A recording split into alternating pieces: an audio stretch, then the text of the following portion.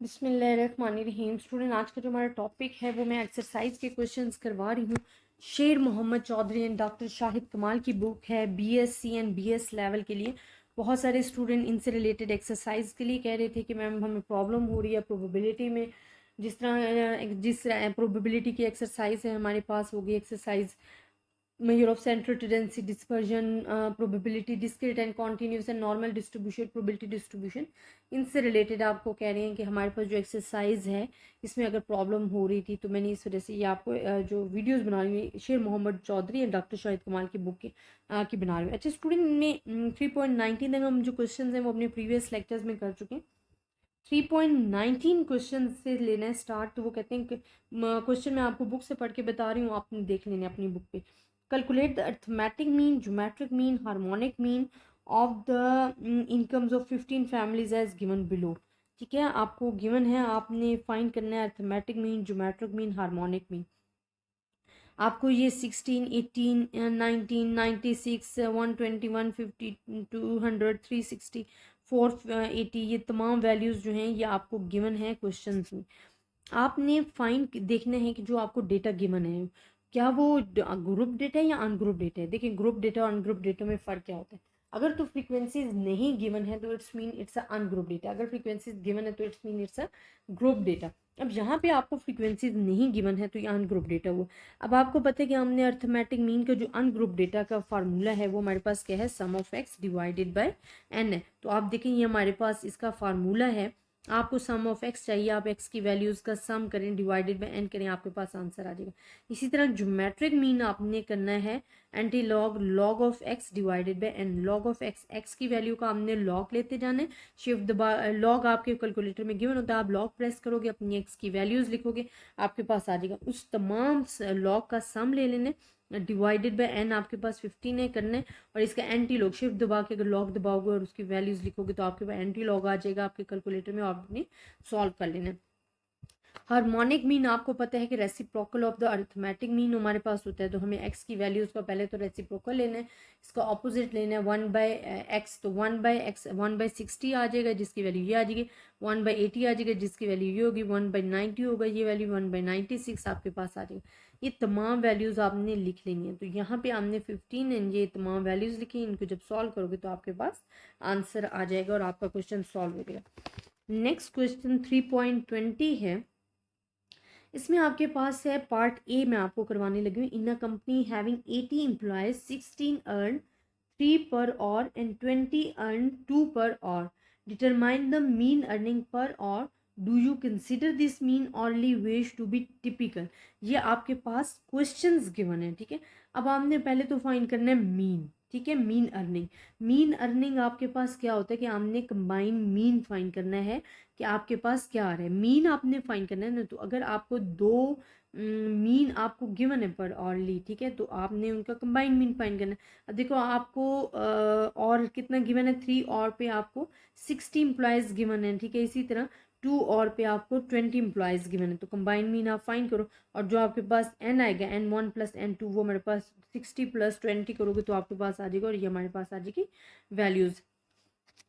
Part B हमने करना है कि an examination candidate percentage are हमें गिवन है 73 इंग्लिश में है, French mathematics, science, history.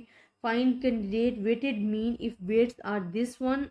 Weights आपको गिवन है 4 3 3 1 1 अलॉटेड टू द सब्जेक्ट। अब हमने क्या देखिए, वेट्स गिवन है एंड एक्स गिवन है, जिन हम कंबाइन मीन करते हैं ना ये सेम वैसे ही है। अच्छा, वेट्स में हमारे पास क्या होता है, वेटेड मीन जो होता है ना वहाँ पे हमारे पास वेट्स क्या होता है, वेट्स किसी चीज़ की इंपॉर्टेंस को शो कर रहा होता है। ठीक है, तो जो फ्रीक्वेंसीज होती है वो भी तो यही है ना कि कितनी बार चीज़ रिपीट हो रही है उसको शो कर रही होती है। तो अगर आपको एफ की जगह डब्ल्यू गिवन है, वेट्स गिवन है, तो हमने सिर्फ एफ की जगह डब्ल्यू लगाना है, बाकी तो आपके पास सेम रहेगा। जिस तरह हम करते हैं ना ग्रुप डेटा उनमें, उसमें हम क्या करते हैं, सम ऑफ हम एफ और क्या कर देते हैं एक्स कर देते हैं और सम ऑफ एक्स करते हैं। अब यहाँ पे उन्होंने हमें एफ फ्रीक्वेंसीज की जगह वेट्स दे दिए। Weights is also showing the importance of anything. तो हमारे पास इंपॉर्टेंस को शो करे तो हमारे पास वेट्स भी गिवन है या हमें बुक में दे दिए गए, साथ में आपको एक्स की वैल्यूज़ भी परसेंटेज में गिवन। हमने इनको मल्टीप्लाई करना है, मल्टीप्लाई करने के बाद आपने क्या करना है कि सॉल्व करना है अपने फार्मूले में पुट करके, और आंसर आपका परसेंटेज में आ जाएगा। 21 आपके पास जो है क्वेश्चन है, उसमें find the simple average of prices in column 2 and weighted average using the quantity in column 3 as weights and explain the difference between the two results. आपको कॉलम 1 2 3 गिवन दिए गए हैं, जैसे कि आपको ये गिवन है प्राइस पर मीटर, क्वांटिटी जो हमें गिवन है मीटर्स में, और वो कह रहे हैं कि जी आपने फाइंड करना है वेटेड एवरेज। वेटेड एवरेज अभी आप पढ़ के आ रहे हो ऊपर ही आपने जो फार्मूला, ये वेटेड एवरेज या वेटेड मीन, मीन और average is the same thing, ठीक है। तो वेटेड एवरेज और वेटेड मीन जो है वो सेम है। तो आपने क्या करना है कि हमें वेट्स भी गिवन है और एक्स भी गिवन है, तो आपने उन दोनों को मल्टीप्लाई करना है। मल्टीप्लाई करने के बाद आपने क्या करना है, इनकी वैल्यूज पुट करनी है। आपने सिंपल मीन भी फाइंड करना है और वेटेड मीन भी फाइंड करना है। अब सिंपल क्यों करना है, देखिए एक में हमें कहा है कि सिंपल एवरेज फाइंड करें, और फिर उन्होंने कहा है कि जो कॉलम 3 है उसमें आपने वेटेड मीन फाइंड करना है। तो सिंपल एवरेज आपको पता है, आपके पास जो सिंपल मीन होता है sum of x divided by n होता है, एक्स की वैल्यूज भी आपके पास है, एन की भी। इसी तरह वेटेड मीन भी आपको गिवन है, आपने सॉल्व करना है और आंसर ले लेना। क्वेश्चन नंबर स्टूडेंट आपके पास आ जाता है 3.22। इसमें हमारे पास कहा गया the following monthly salaries in ₹13 employees of a firm. आपने अपने क्वेश्चन जो है ना वो अपनी बुक से देखनी है। यहाँ पे आपको the firm gave bonuses of this one, आपको बोनस गिवन दिए गए। बोनस क्या है, 10 है, 15 है, 20 है, 25 है, 30 है, 35 है। Individuals are respect salary groups exceeding 60 but not exceeding 75, exceeding 70 but not exceeding 90 and up to 135। मतलब उन्होंने अब ग्रुप्स बना दिए ना, ये जो आपको ग्रुप्स ये उन्होंने बने हुए दिए बुक में कि exceeding 60 but not 75, exceeding 75 but not 90, exceeding 90 but not 105, ये तमाम ग्रुप्स उन्होंने बुक पे दी। फिर वो कहते हैं find the average bonus paid पर एम्प्लॉयड, कि हमारे पास देखें अब पेड पर एम्प्लॉय के कितने दिए जा रहे हैं। अब एक और चीज़ स्टूडेंट आप नोट करते जाओ। अब उन्होंने हमें जो आप देखो बुक में दिया ना, उन्होंने सिंपल डेटा दी हुआ है 139, 126, 114, 100, 88, 62।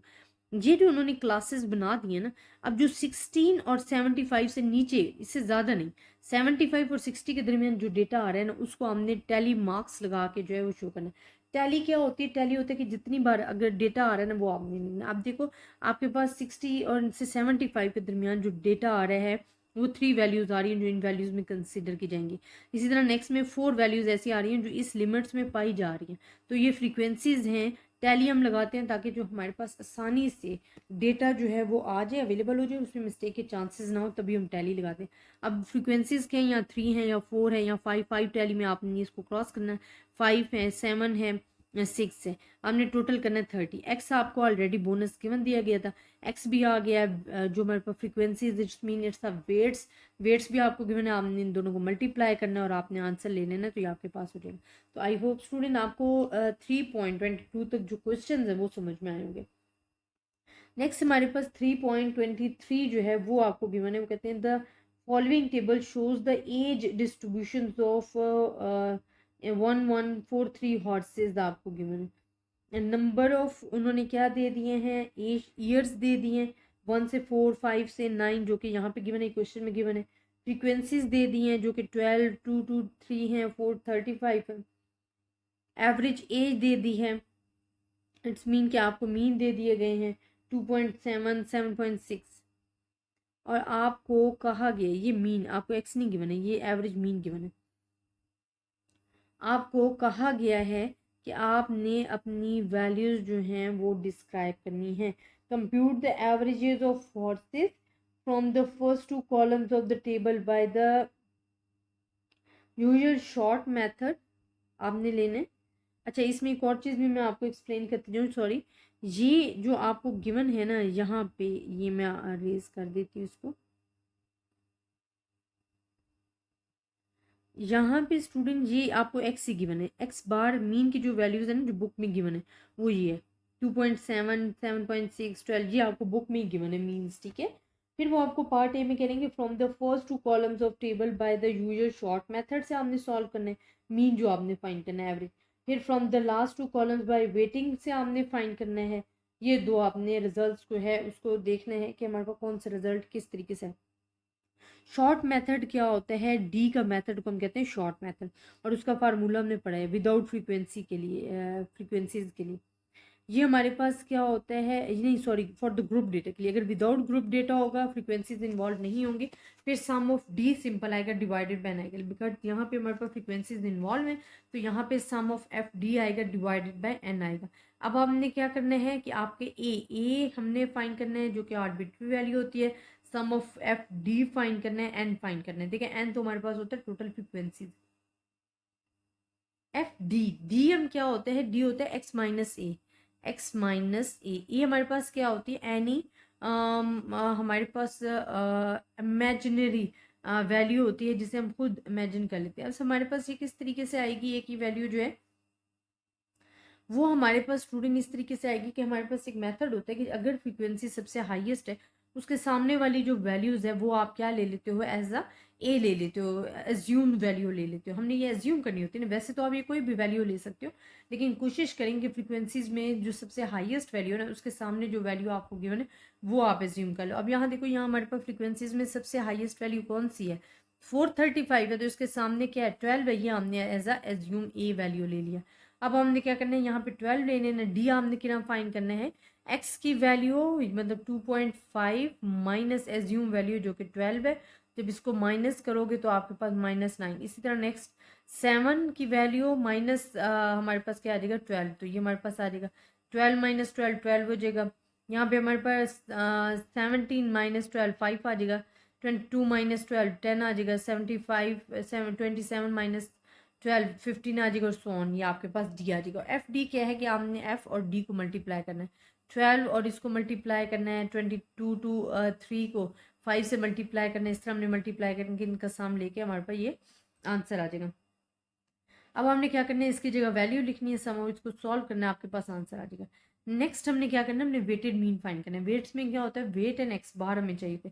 एक्स बार तो आपको क्वेश्चन में ही गिवन है, आपने सिर्फ अब एक काम करना है, एक्स बार और वेट्स को क्या करना है, मल्टीप्लाई करना है। मल्टीप्लाई करने से जो आपकी वैल्यू आएगी वो आपने लिखनी है, डिवाइड बाय टोटल वेट्स करना है और इसका आंसर आ जाएगा।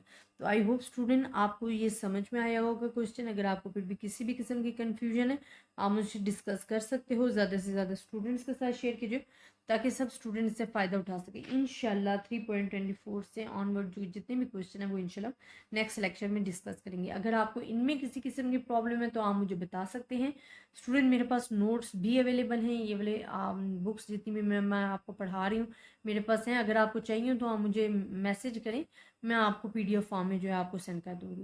ज़्यादा से ज़्यादा स्टूडेंट्स के साथ शेयर कीजिएगा, अपनी दुआओं में याद रखिएगा। अल्लाह हाफिज़।